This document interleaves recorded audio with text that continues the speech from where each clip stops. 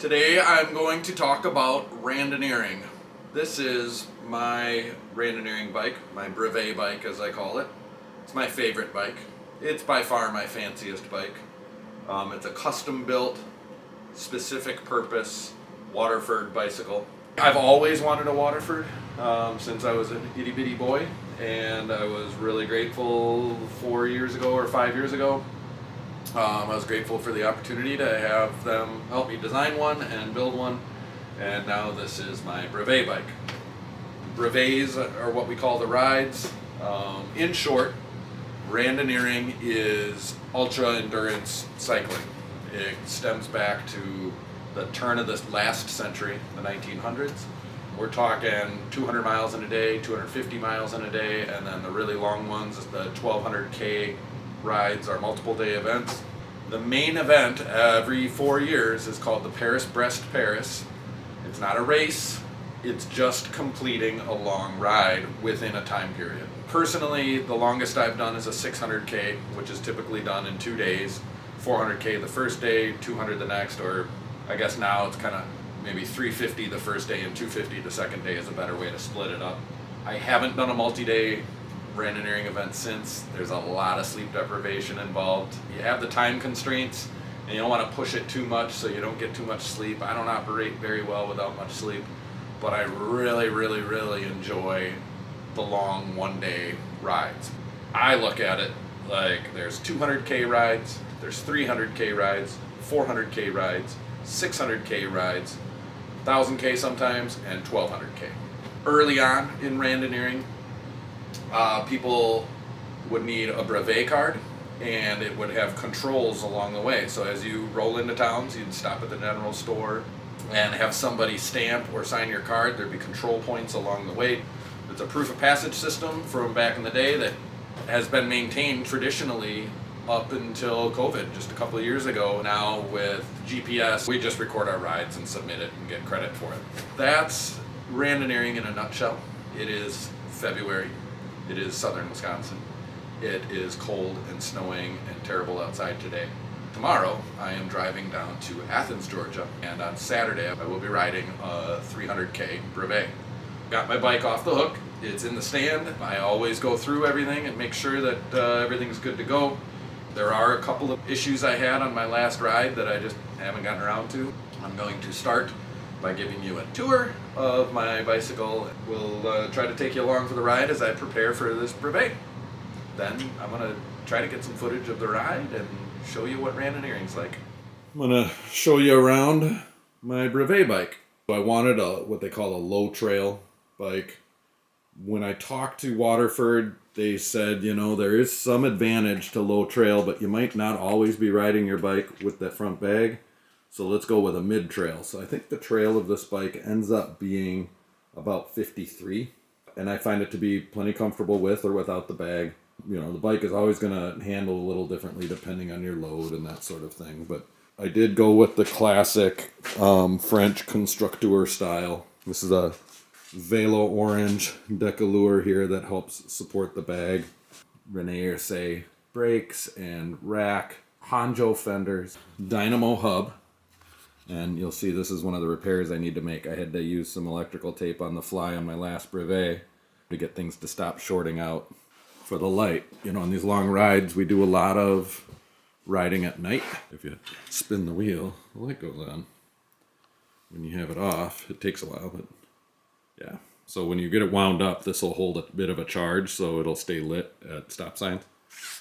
This is, I believe, a sine wave USB port. That's also connected to the dynamo. And then if you follow this wire up here, I can plug in and charge devices as I ride. I still carry a spare battery. I like, having a nice wide place for my hands. I've got a bell. I like to, if I ever see anyone out on their porch or whatever, I always give them a ring. Just have a quad lock system on my phone. So I have a quad lock case. It just goes on like that. And that holds the phone on. Easy access to pull it off to snap a photo. I really liked the clean look of this Cane Creek 110. The Randonneuring cranks. I did not start with these, but after my first 300K, we have really steep hills.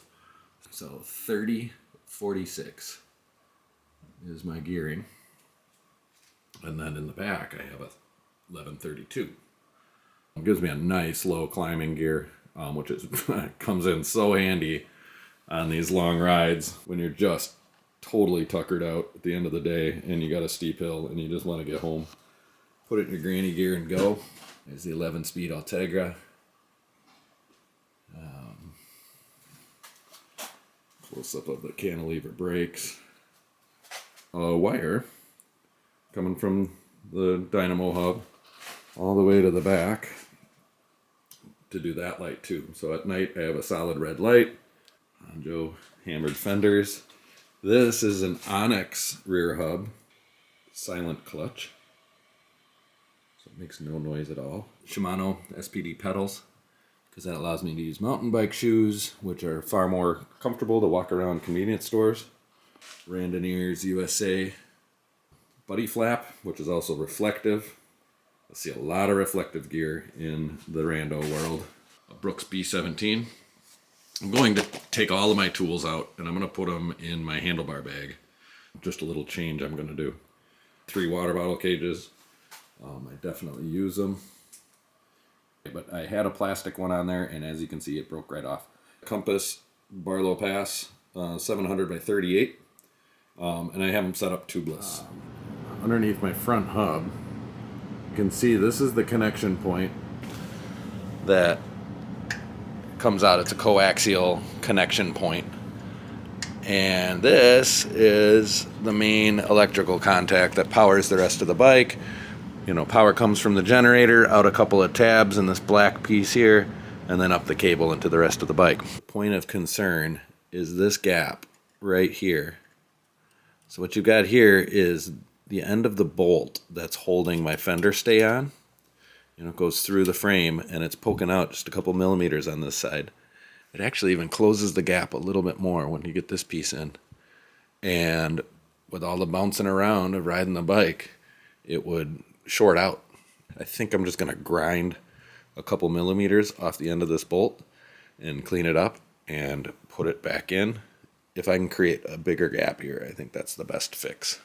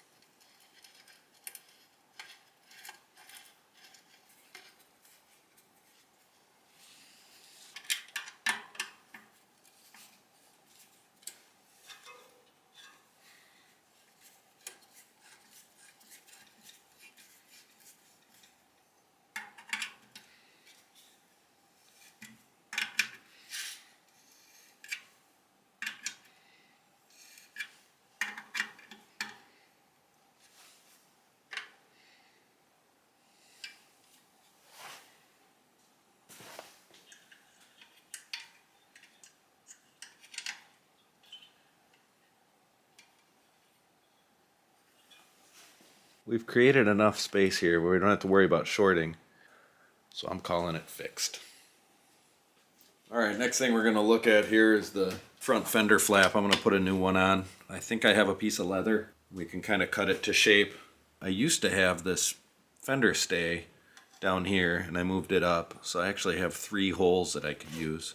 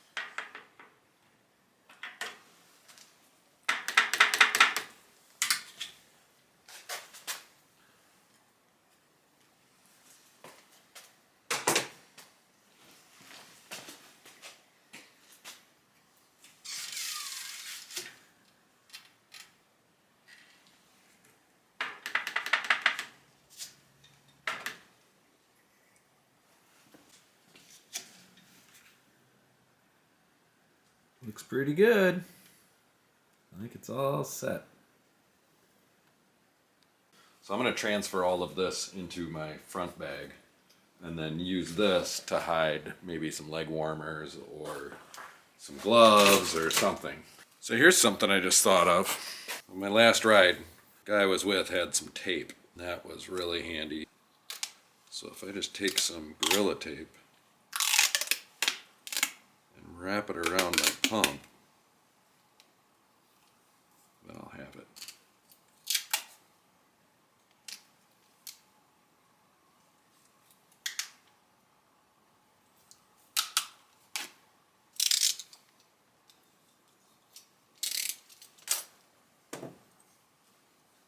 I got a nice handle. Well, here's all the stuff I'm bringing on the bike. There's a lot to take into consideration when you spend all day on a bike. If you didn't sign a waiver, it's not randonneuring. This is a brevet card. So this is how we used to do it to prove passage. Get somebody to stamp or initialize each stop. So the control 1, control 3, sometimes there's info controls where you got to take a picture or answer a question. And then at the end of the ride, you fill this out and you sign it, and then that gets submitted and you get credit for the ride. This is something that I created myself. These are the main stops along the way. This is the overall mileage all the way up to 198. And then this is the space in between, the distance in between. And then these red ones, that's how much distance until I get food. So you can see at one point I'm going to ride 63 miles without a food option. So I'm going to have to bring food on the bike. These are my emergencies. There's some Cliff Bars and these caffeinated blocks always bring me back to life. This is some powdered aminos, some energy, some hydration tablets. In here is some chamois butter, and in case I get bit by a bug. Or here are the tools I pulled out of my bag. I'm gonna leave all the flat fixing stuff in my saddle bag. This is my battery that I usually plug my phone into. An extra set of lights in case I have a failure of some sort, just so I can get home safely. A layer of wool that I'm gonna wear.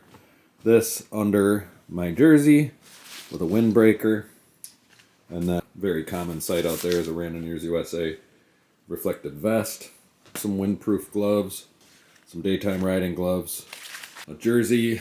These Rafa shorts with the cargo pockets are really handy. I've got my helmet and a visor, and then reflective ankle bracelets are required for the ride. In my old Timbuktu bag, and the rest of it will go in this bag. Oh yeah, I've got my shoes here.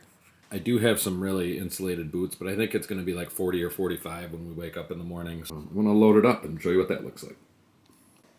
All of my clothes and shoes and helmet and everything. So that's one bag. And then this is what I look at all day, and I count down the miles. My daytime gloves, and I'm going to throw some food in there. And then as I shed layers, they end up in there. Moved all my tools and lube and headphones and everything into that one. But yeah, this is pretty much what I'm looking at all day. So this is my burrito filling. I got eggs and cheese and beans and salsa, some salt and pepper, and I just throw that into tortillas and wrap them individually and throw them in my bag. I'll probably bring like 4 along on my ride, and then peanut butter and jelly as well.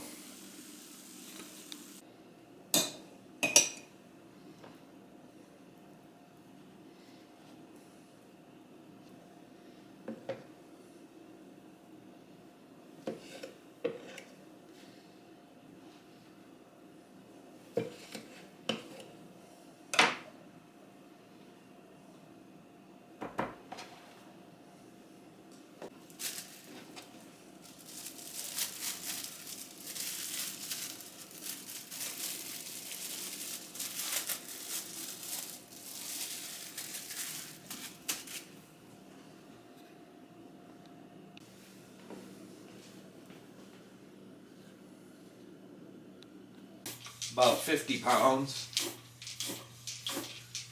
before I load it up in the car.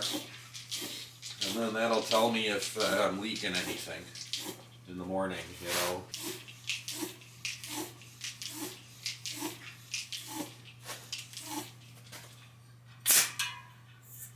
Baseline 50 pounds. Front barrel. Check my brakes, they feel great. I'm gonna run through the gears quick.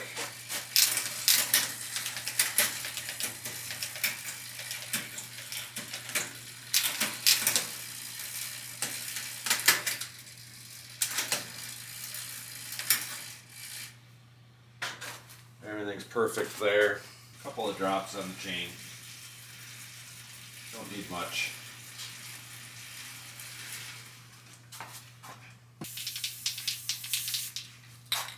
Just get the rag with some carnauba wax polish and go through, wipe the frame down just to have things looking nice.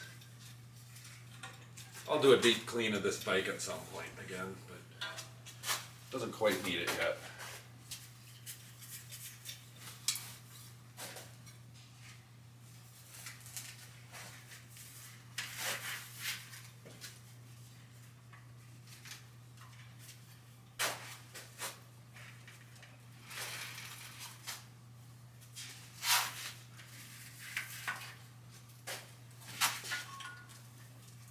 Okay, I'm gonna load it up in the car and go for a bike ride. Here we are in the morning, about 10 minutes till the ride starts. Everybody's gearing up.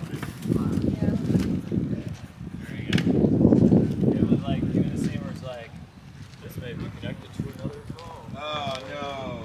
Oh, okay. I see that.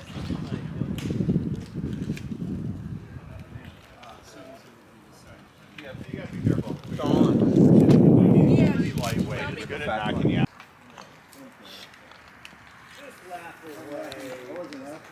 On a bike like that, when do you think you'll finish? I'm Betty Jane. I know you from Facebook. Yes, and I know you from your world travels. So I'm glad to meet you in person. Nice to meet you too. Yeah. We're going to be slow today, so Enjoy reading your posts filled with the joy of cycling. Wednesday, and what time do we have to finish by? 3 a.m. On Thursday with Ian, just a couple things I want to remind you. One is at mile 13 is your first control. It's a really short covered bridge. It's hard packed, basic dirt, gravel. You get actually going down, it'll go pretty fast. My advice is go slow. Don't go down there 20 miles an hour trying to read what the control is, and then you hit the bridge, right? In fact, that was my first crash on Rusa a few years ago. So go slow when you go down. Get through it fine. There's 3 planks. Hit the middle one. You'll be fine. You'll just climb up. When you get out to... Thank you, Dave. Thanks,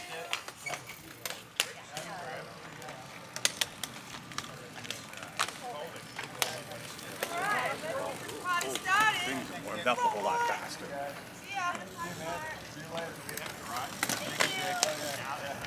Midwest Rando rocks! Woo-woo!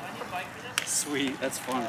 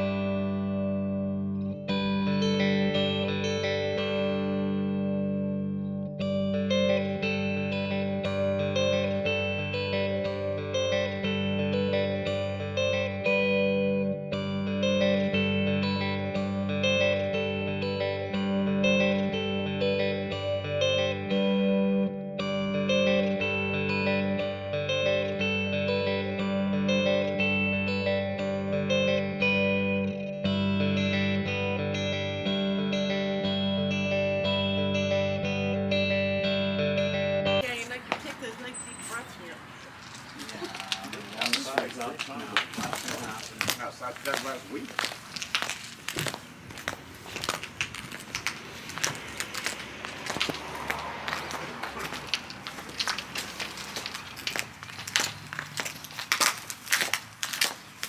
There it is.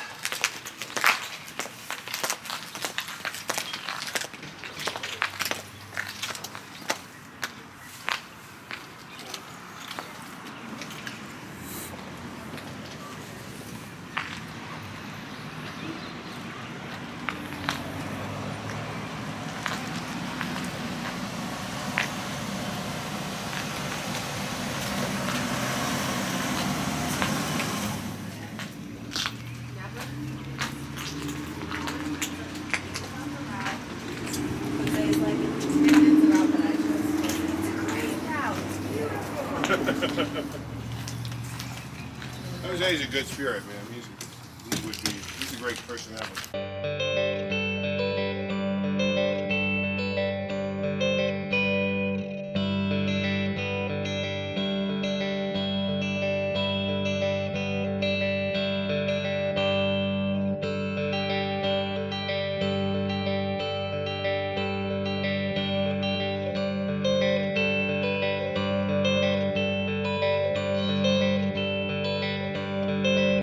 The Georgia Guidestones. Keep us to 500 million people. Apparently these monoliths hold the answers to guide us in our lives. This is one of our control stops today. Very interesting. The highest point in, I can't remember which county. Written in all different languages.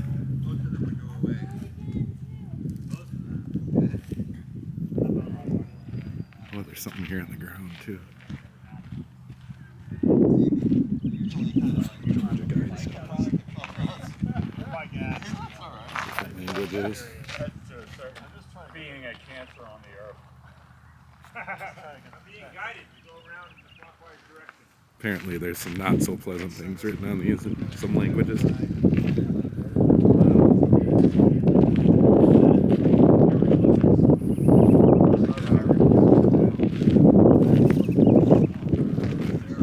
Let all nations rule internally, resolving external disputes in a world court. I think if you can see the phone here with the map and everything, that's pretty much what I look at the whole time.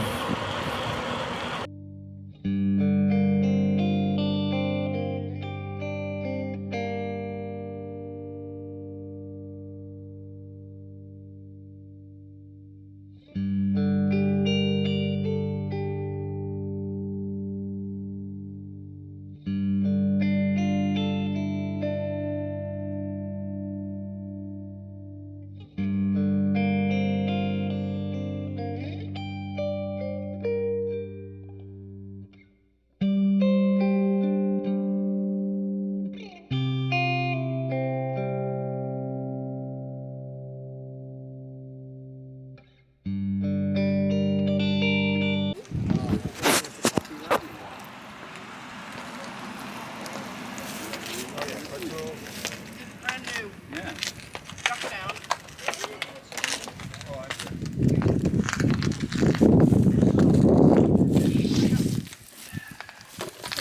Hey, is someone here from Wisconsin? Dawn. Who is? I'm from Wisconsin. Really? Yeah. Wisconsin? Yeah. Well, because of you, I had peace. Can I? Are you really hungry? Because I'll like. Yeah, sure.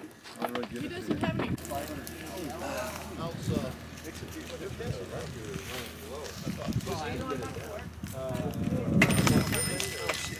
Not my bike. I'm not sure.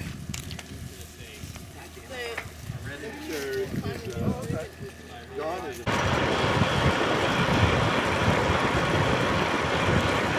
A little over halfway.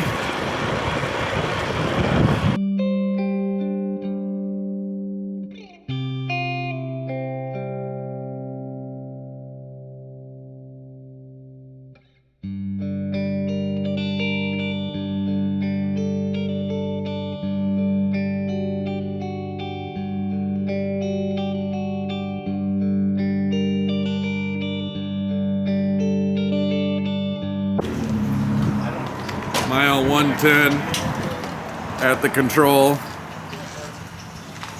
Coca-Cola seems to be a common choice. Play the lotto. Got a food mart. People coming and going. Little town of Royston. Birthplace of Ty Cobb.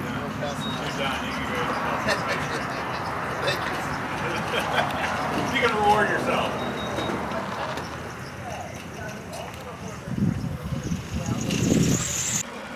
All right. Back on the bike. Looks like 2/3 of the way done. Mile 130. All alone in rural Georgia. Beware of Confederates. They're out here. If you don't hear from me, a couple of minutes, call for help.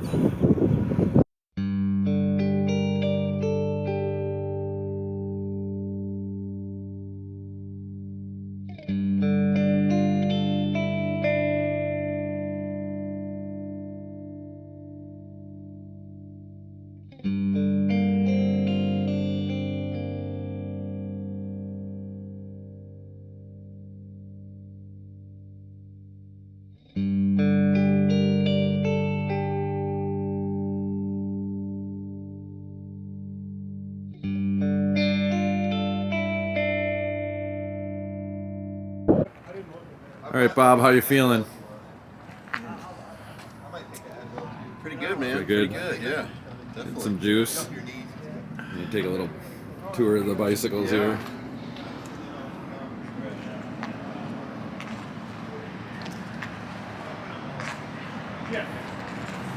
Here we are at mile 150. Well, you got a little bit of revenge because warm brownie. About a Hunt Brothers pizza. And I was Some racing propane. off the hill because I was thinking, he's gonna beat him up this hill because he's got an extra 5 pounds in the bag. And I'm chugging up the hill and I get to the top and he says, "You look a little sluggish. Did you gain about 5 pounds? You son of a bitch. You didn't."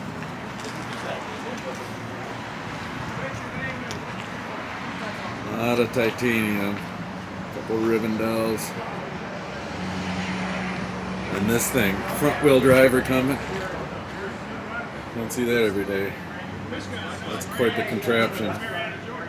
This is Jackson, Georgia. How we feeling, Aaron? Oh, pretty good. What are you up to? Good. How you doing, Andy?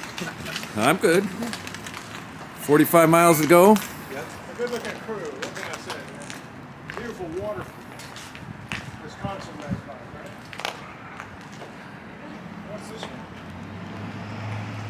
Oh, that's that. Very. It becomes melted.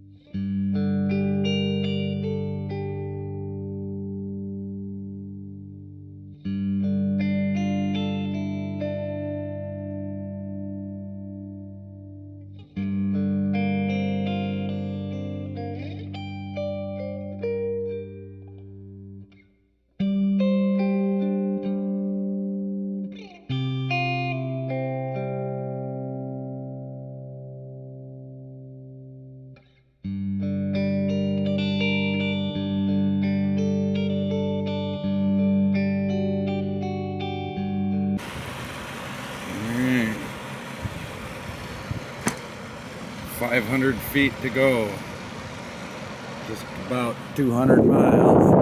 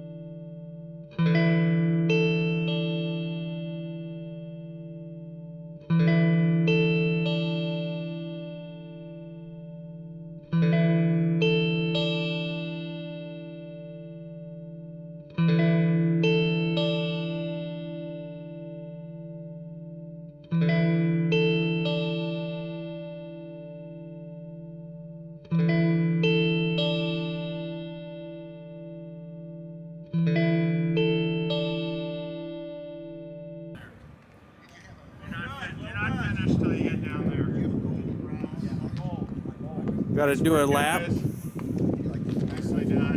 Yeah, good ride today, guys. Thanks for all your support.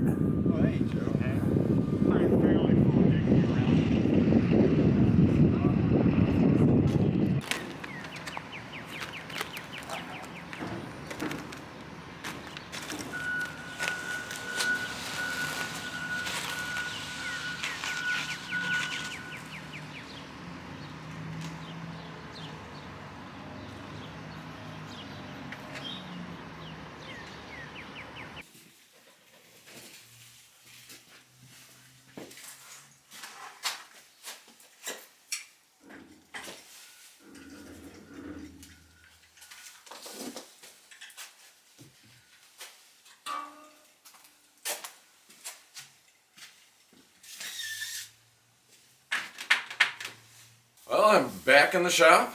Pretty tired today. I mean, the ride was on Saturday. It's Monday morning, and didn't get a lot of sleep after the ride. It's kind of hard to full night's sleep. Your body is adjusting, and for me, I run hot after a long ride, and so I woke up early, and then it was 14, 15 hours of driving yesterday, and got home and crashed and woke up early this morning again. The kiddies got me up. They're pretty excited that I'm back.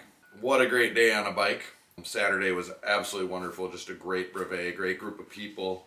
It was really amazing that so many of us stuck together. Some great friends. The bike held up great. I had 0 mechanical issues. 200 miles and 10,000 feet of climbing, roughly. And so that's a big ride by any standards, but nothing really steep, nothing really taxing. We took it easy, and plenty of support and good food and wonderful people. So thanks for watching, and hopefully I'll have some more randonneuring content in the future. Thanks.